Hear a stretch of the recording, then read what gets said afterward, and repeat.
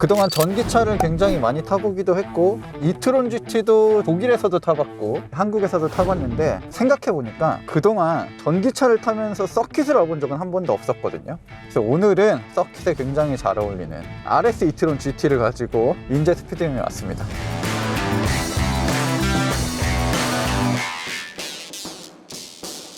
RS 이트론 GT는 이제 아우디에서 가장 빠른 차라고 해도 과언이 아니죠. 최고 출력은 600마력 정도고 부스트 모드에서는 650마력까지 치솟습니다. 무게는 2300kg이 넘지만 정지 상태에서 시속 100km까지 도달하는 시간이 3.3초, 일반 모드에서는 3.6초에 불과한 엄청난 자동차입니다. 그 자동차를 가지고 오늘 오랜만에 인제 서킷에 왔어요. 문제는 지금 날씨가 굉장히 추워요. 외부 기온이 살짝 오르긴 했는데 외부 온도는 영하 5도 정도 되고요. 타이어 온도도 굉장히 낮기 때문에 오늘은 풀 어택보다는 순간적인 스피드 그리고 코너에서의 움직임들 이런 것들을 집중적으로 살펴볼게요. 사실 걱정되는 부분은 저도 일단 전기차로는 트랙을 처음 와봤고 아무런 소리가 들리지 않고 가속을 하기 때문에 거기에서 오는 이질감들 이런 것들이 좀 크게 작용을 할 것 같아요. 마치 레이싱 게임을 하는데 소리를 꺼놓고 하는 느낌, 상당히 어색해요. 타이어 온도는 굉장히 낮은데 순간적으로 휠에 걸리는 토크는 어마어마하기 때문에 의도한 오버스티어가 아니라 뒷바퀴에 토크가 많이 몰리면서 바퀴가 헛도는 현상이 계속 나오고 있네요. 하지만 일단 코너를 들어가고 나올 때 이런 모션들은 굉장히 깔끔합니다. 탈출할 때만 조심하면 돼요. 소리가 없는데 속도가 빨라지는 공포감이 다소 심한 편이고 확실히 브레이크의 이질감은 꽤 있는 것 같아요. 브레이크 시스템은 폭스바겐 그룹이 요즘 대형차들 그리고 스포츠카들에 자주 쓰고 있는 템피스톤 세라믹 브레이크가 들어갔습니다. 성능적으로 아쉬울 건 없는데 일반적인 양산차보다는 ABS 개입이 훨씬 더 빠르게 이루어지는 것 같고요. 초반 제동력이 굉장히 강한 편입니다. 보통 이 서킷에서 운전할 때 운전자는 스티어링 휠을 잡고 있기 때문에 앞으로 쏠리는 느낌 그리고 뒤로 멀어지는 느낌들이 그렇게 크게 들어오진 않거든요. 좌우로 흔들리는 건 커도 앞뒤로 흔들리는 게 이렇게 크게 느껴지질 않는데 지금 이 차 같은 경우는 헤어핀에서 브레이크를 밟으면 앞으로 쏠리는 현상이 굉장히 크게 느껴져요. 와, 그래도 무게중심이 워낙 좋기 때문에 좌우로 굉장히 잘 버텨줍니다. 저 카메라 망했네. 카메라가 RS 이트론 GT의 횡지를 못 견디고 어딜 찍고 있는 거야. 그리고 무엇보다 이 서스펜션이 3챔버 에어 서스펜션이 적용되어 있는데 효율 모드 그리고 승차감 모드에서 도심 주행을 할 때는 굉장히 부드럽거든요. 서킷에서는 또 완전히 다른 모습 보여주고 있고요. 브레이크 시스템이 초반에 굉장히 강한데 ABS 걸리는 느낌들이 너무 빨리 들어와서 그것만 감을 잡으면 랩타임이 굉장히 빠를 것 같아요. 제가 R8로도 인제 스피디움을 많이 타봤는데 코너를 돌 때의 느낌이 RA과는 많이 다릅니다. 이렇게 짧은 테크니컬 코너도 이 긴 차가 굉장히 사뿐하게 넘어가요. 그리고 차체도 굉장히 길고 휠베이스도 길지만 이런 코너를 사뿐하게 통과할 수 있는 거는 뒷바퀴까지 조향을 해주기 때문이죠. 이 뒷바퀴를 돌려주니까 확실히 궤적을 조금 더 넓게 쓸 수도 있고요. 그런데 지금 한 세션 돌았습니다. 한 20분 정도 탔는데 들어오기 전에 주행 가는 거리가 320-30km 정도 됐었거든요. 지금 한 대여섯 바퀴 정도 돌았는데 주행 가는 거리가 굉장히 많이 줄었어요. 211km. 서킷을 굉장히 빨리 돌 수 있는 그리고 일반적인 전기차와 다르게 굉장히 즐겁게 운전할 수 있는 자동차인데 문제는 이렇게 한 세션 돌면 내연기관차는 기름 넣으러 갔다 오면 되잖아요. 이 차는 충전을 또 그만큼 해야 됩니다. 타는 시간보다 충전하는 시간이 더 길어서 하루 종일 타기는 확실히 어려울 것 같네요. 그래도 지금 전기차들이 엄청나게 발전하고 있지만 이렇게 서킷을 즐겁게 그리고 빠른 속도로 마치 스포츠카를 몰듯이 탈 수 있는 자동차들은 그리 많지 않은 게 또 사실입니다. 확실히 제가 이트론 GT도 타봤지만 이 RS가 붙은 모델들은 다르긴 합니다. 지금 상황에서 가장 아쉬운 건 카메라 세팅밖에 없습니다. 이렇게 빠를 줄 몰랐던 거지 이 차가.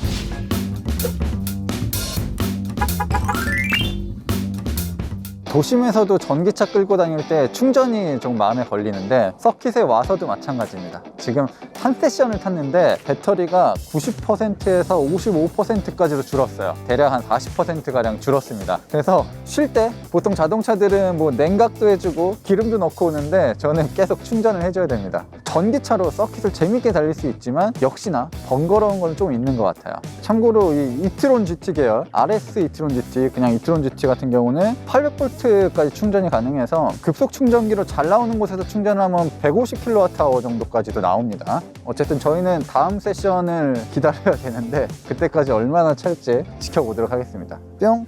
그래도 다행스럽게 배터리가 좀 찼습니다. 55% 정도 있었는데 지금 75%까지 찼어요. 그래도 이 정도면 양호하죠. 충전기가 엄청 빠른 급속 충전기는 아니었는데 20kWh 정도까지는 속도가 나왔거든요. 그래서 서킷을 한번 더 즐기고 다음 촬영지까지도 무난하게 갈 수 있을 것 같은 굉장히 기분 좋은 상황입니다. 처음 주행했을 때보다는 노면 온도도 많이 높아졌고 브레이크도 아까 첫 번째 주행 마지막 때보다는 훨씬 더 부드러워졌고, 저도 개인적으로는 RS 이트론 GT의 강렬한 ABS 시스템을 적응을 어느 정도 했습니다. 그래도 아직 타이어 열이 좀 덜 받아서 오버스티어가 많이 나고 있어요.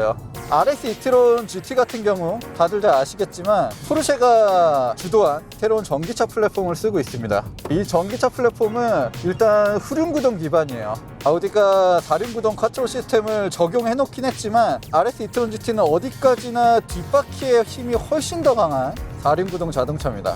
사실 일상적인 주행에서는 거의 대부분 이 뒷바퀴에만 힘을 줘요. 앞바퀴에는 거의 힘을 주지 않는 자동차인데, 이런 서킷에서는 조금 얘기가 달라집니다. 급가속을 하는 상황이나 그리고 방향을 틀어놓은 상태에서 가속을 할 때는 앞바퀴가 끊임없이 또 당겨줘요. 전기로 구동되는 새로운 쿼트로 시스템이 앞으로는 아우디의 거의 모든 자동차에 그대로 적용이 되겠죠. 무게중심은 그래도 굉장히 좋은데 어쨌든 자동차가 무거워요. 그러다 보니까 이 하중이 굉장히 많이 걸립니다.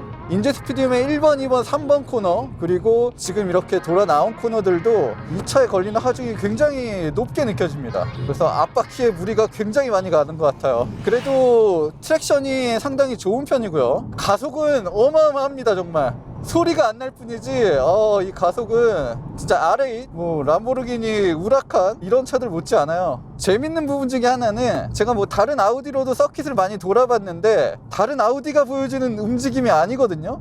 이거는 아우디라기보다는 포르쉐와 람보르기니 그 중간 어디쯤 되고 있는 자동차 같은 느낌이 들어요. 카메라 또 떨어졌죠. 내연기관 자동차들도 빠르긴 한데 내연기관 자동차들은 이 빨라짐의 패턴들이 있잖아요. 점진적으로 속도가 높아지는데 전기차는 진짜 순간적으로 말도 안 되는 속도를 가속을 하기 때문에 저희가 촬영할 때 쓰는 장비들이 견뎌내지 못하고 있어요. 그리고 이 RS 이트론 GT의 특징 중에 하나는 일단 여러 가지 피드백들이 굉장히 빠르게 온다는 거예요. 가속 페달, 브레이크 페달도 마찬가지지만 굳이 브레이크를 밟지 않아도 되는 코너들에서 가속 페달 온오프 전개만으로도 이 앞머리가 조금씩 움직이는 느낌이 진짜 본격적인 스포츠카를 타는 것 같습니다. 사실 테슬라가 처음에 주목을 받고 이슈가 됐던 거는 드래그레이스에서 페라리나 포르쉐 같은 자동차들을 넘어서면서 주목을 많이 받았거든요. 사실 전기차는 다 빨라요. 예전에 구형 스파크 전기차가 처음 나왔을 때 포르쉐 카이맨보다 순발력이 좋았거든요. 그래서 그때 쉐보레에서도 드래그레이스를 했었단 말이에요. 그래서 스파크 전기차가 포르쉐를 이기는 모습을 보여줬었거든요. 근데 사실 그거는 아무것도 아니에요. 당연한 거예요. 근데 문제는 서킷이죠. 전기차들이 배터리를 이렇게 꾹꾹 쥐어짜면서 달릴 때 전기차가 계속해서 지의 성능을 발휘할 수 있느냐, 이거는 조금 다른 문제예요. 그래서 테슬라를 이 서킷에 가지고 오면 여러 가지 문제가 생기죠. 주행거리도 급격하게 줄어들고 출력도 제한이 걸리고, 그리고 문제는 무엇보다 브레이크 시스템에서 굉장히 많은 애로사항이 생겨요. RS 이트론 GT는 확실히 RS라는 이름이 붙은 만큼 배터리만 허락된다면 일반적인 양산차가 서킷 달리는 것처럼 계속해서 같은 성능으로 달릴 수가 있습니다. 지금 타이어 마모가 굉장히 심해졌어요. 앞바퀴 타이어가 그립을 쉽게 잃고 있거든요. 온도도 많이 높아진 상태고요. 확실히 이 인제는 고저차도 심하고 특히 내리막에서 앞쪽으로 하중이 많이 걸리는 상황들이 있거든요. 브레이크는 여유가 있는데 앞바퀴에서 소리를 들어보면 계속해서 쓸리는 소리들이 나고 있습니다. 서킷에서 연석을 오늘 좀 과감하게 밟으면서 자동차를 많이 띄워봤는데 이때 느껴지는 자동차의 그런 단단함들이 있거든요. 그리고 자동차가 점프하고 착지하는 상태에서도 서스펜션의 대응력이 굉장히 빨라요. 확실히 이 폭스바겐 그룹이 사용하고 있는 3챔버 에어 서스펜션은 다양한 모습들을 잘 보여줍니다. 승차감도 그렇고 과격한 주행에서도 좋은 모습들을 보여주고 있어요. 일상생활에서도 전기차를 번거롭지 않게 쓰려면 부지런해야 되는 건 맞습니다. 미리미리 충전도 해놔야 되고 갈 수 있는 거리도 미리미리 계산을 해놔야 돼요. 오늘 RS e-tron GT로 서킷을 달려본 결과 결론은 그럭저럭 괜찮다예요. 물론 기름을 넣는 것보다는 좀 부족한 측면이 있지만 그래도 기온이 조금 오르고 배터리 충전이 조금 원활해질 때는 충전 속도가 40kWh 정도 됐거든요. 그러니까 한번 서킷을 달리고 1시간 정도 쉬고 1시간 동안 40kWh 거의 한 40% 되는 거죠. 쉬는 시간은 길어지긴 하겠지만 당일에 와서 즐겁게 서킷을 충분히 할 수 있을 것 같더라고요. 충전뿐만 아니라 전기차로 서킷을 달리는 느낌은 굉장히 오묘했습니다. 평소에 서킷에서 속도가 높아질 때 같이 고조되는 사운드가 없기 때문에 이질감도 어느 정도는 들어요.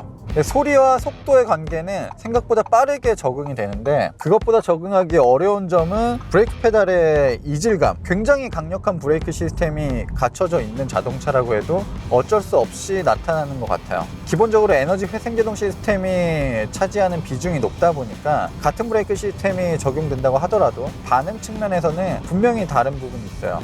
그럼에도 서킷은 극한의 영역이기도 하고 급가속과 급감속이 반복되는 곳이잖아요. 이런 환경에서 전기차가 주는 매력은 확실했던 것 같습니다. 아무래도 이 RS e-tron GT 같은 경우도 최고 출력이 부스트 모드일 땐 650마력, 최대 토크는 뭐 거의 90kgm나 되기 때문에 순간적으로 치고 나가는 상황, 그리고 오르막에서 재도약하는 상황이 너무나 부드럽고 내연기관에서 느낄 수 없는 그런 폭발적인 초반 가속력이 있어요. 그런 것들은 이제 서킷을 즐기는 색다른 묘미로 다가올 것 같고요. 아마 배터리 그리고 전기 파워트레인 기술이 발전하고 에너지 관리 시스템도 업그레이드가 된다면 전 세계 모든 서킷의 기록을 앞으로는 전기차가 전부 갈아치울 거예요. 그 정도로 이 전기차가 가지고 있는 가능성은 굉장히 큽니다. RS e-tron GT의 재밌는 점 중에 하나는 서킷을 굉장히 빠르게도 달리지만 그것만이 또 전부는 아닙니다. 기본적으로는 이름의 GT는 사라지지 않았기 때문에 GT의 성향도 많이 가지고 있습니다. 이렇게 국도나 고속도로를 달릴 때는 RS가 붙어있지 않은 e-tron GT와 별반 다를 게 없어요. 휠 크기, 타이어의 평평비, 브레이크 시스템 이런 것들이 굉장히 많이 다르긴 하지만 기본적으로 RS e-tron GT도 3챔버 에어 서스펜션을 바탕으로 하는 굉장히 좋은 승차감을 가지고 있습니다. 이렇게 국도를 한적하게 달리거나 시내 주행을 할 때는 그냥 e-tron GT랑 별반 다를 게 없어요. 그리고 아우디의 내연기관 세단 못지않은 승차감을 보여주기도 합니다. 오히려 전기차들이 내연기관 자동차보다 차 한 대가 보여줄 수 있는 그 스펙트럼이 훨씬 더 넓은 것 같아요. 아우디 R8 같은 경우는 승차감을 위한 자동차는 아니죠. 오로지 빨리 달리는 데 목적이 맞춰져 있는 자동차잖아요. RS e-tron GT는 R8만큼도 빠르게 달리면서 디자인이 예쁜 A7만큼의 승차감까지도 보여줄 수 있는 자동차인 거죠. 그렇게 이중적인 굉장히 넓은 성격을 보여주는 게 요즘의 전기차인 것 같아요. 이제 인제에서 오대산 자락을 살짝 걸쳐서 평창 쪽으로 넘어가 볼 겁니다. 염화칼슘이 잔뜩 뿌려진 이 와인딩을 타고 있는데요. 여기가 지금 서킷보다 더 무서워요, 사실. 겨울철 와인딩이 무서운 게 노면 온도가 일정하지가 않단 말이에요. 어떤 부분은 햇빛을 받아서 따뜻한 부분이 있고 어떤 부분은 계속 나무나 산자락에 가려서 기온이 언제나 낮은 곳도 있어요. 그런 것들을 일일이 확인할 수가 없기 때문에 이 겨울철 와인딩이 위험하기도 합니다. RS e-tron GT는 새로운 쿼트로 시스템이 적용이 되어 있단 말이에요. 물리적으로 서로 앞바퀴와 뒷바퀴가 연결되어 있는 게 아니라 서로 각각의 전기 모터가 제 역할을 하는 거죠. 앞바퀴가 슬립이 날 때는 뒷바퀴가 더 많은 구동력으로 차를 밀어주고요. 뒷바퀴가 그립을 잃을 때는 앞바퀴가 끌어주는 역할을 많이 담당하게 되는 거죠. 평창으로 넘어가는 것도 의미 있는 게 베이징 동계올림픽이 한창입니다. 그리고 쇼트트랙에서 편파 판정이라고 할 수 있는 불미스러운 일들이 있었어요. 쇼트트랙도 굉장히 재밌는 게 인코스를 어떻게 파고 들어가느냐, 그리고 인코스를 파고든 후에 탈출할 때 얼마나 그 속도를 유지해서 나갈 수 있느냐가 관건이잖아요. 와인딩도 서킷도 다르지 않거든요. 속도를 줄일 땐 줄이고 가장 완만하게 속도를 유지하면서 달릴 수 있는 라인을 만드는 게 최고죠. 그래서 뭐 아웃인 아웃 같은 기술도 있는 거고요. 그리고 RS 이트론 GT는 굉장히 긴 차체를 가지고 있지만 코너를 돌 때 뒷바퀴가 앞바퀴의 반대 방향으로 꺾인단 말이죠. 그렇게 되면 황대현 선수가 중국 선수 2명을 한 번에 추월할 때처럼 안쪽으로 자동차가 휙 말고 들어갈 수가 있는 거죠. 예전 아우디들은 언더스티어가 굉장히 심했는데 이런 기술들이 생기고 나서부터, 그리고 쿼트로 시스템도 조금씩 업그레이드가 되면서 그런 부분에 대한 보완도 많이 이루어졌습니다. 스포츠카나 고성능 자동차로 와인딩을 달리거나 이런 민가가 조금씩 나오는 국도를 달릴 때 살짝 민망한 느낌도 있거든요. 고요한 정막을 깨는 걸 뭐 즐기시는 분들도 계시겠지만 눈치 보일 때가 있는데 전기차는 그런 게 없죠. 상당히 쾌적하게 그야말로 드라이빙이라는 거, 이런 걸 즐길 수 있는 것 같기도 합니다. 스티어링 휠, 페달 여러 부분에서 반응이 워낙 좋다 보니까 장거리를 달릴 때 스트레스도 크지 않은 것 같고요. 이게 뭐 GT의 묘미이기도 한데, 한마디로 RS 이트론 GT는 그 이름에서도 알 수 있겠지만 아우디가 보여줄 수 있는 고성능, 아우디가 추구하는 GT, 그리고 새로운 시대를 여는 전기차, 이런 것들이 전부 합쳐져 있는 거예요. 아마 RS 이트론 GT를 시작으로 조금 더 RS 쪽으로 가 있는 모델도 나올 거고, 조금 더 GT 쪽으로 치중되어 있는 모델도 출시가 될 겁니다. 아우디는 자신들의 이 청사진을 RS 이트론 GT로 다 보여주고 있는 거죠.